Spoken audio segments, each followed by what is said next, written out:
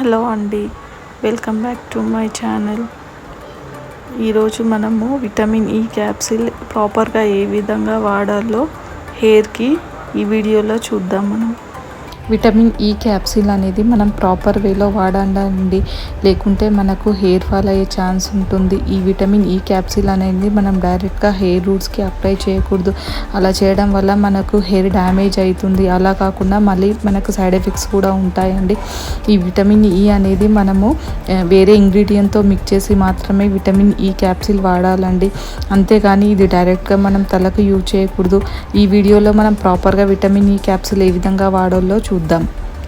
Method 1 అండి, మనం ఒక బౌల్లో 2 teaspoons of aloe vera gel తీసుకోవాలి.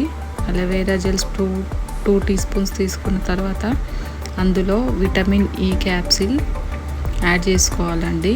ఈ విటమిన్ ఈ క్యాప్సిల్ మనకు మెడికల్ షాప్లో దొరుకుతుంది. విటమిన్ ఈ క్యాప్సిల్ యాడ్ చేసుకున్న తర్వాత దాన్ని బాగా మిక్స్ చేసుకోవాలి.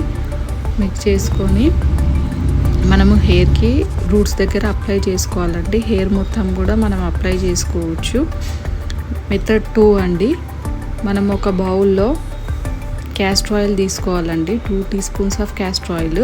చూడండి క్యాస్టర్ ఆయిల్ ఎంత థిక్గా ఉందో. ఇక్కడ నేను 2 teaspoons of castor oil తీసుకున్నాను.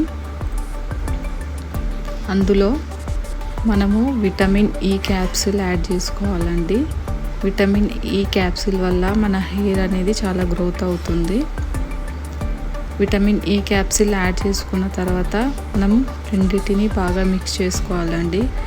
మిక్స్ చేసుకొని ఇది కూడా మన హెయిర్కి అప్లై చేసుకోవాలండి. అప్పుడు మన హెయిర్ అనేది బాగా గ్రోత్ అవుతుంది. మెథడ్ 3 అండి, ఇప్పుడు ఒక బౌల్లో 2 teaspoons of coconut oil తీసుకోవాలండి.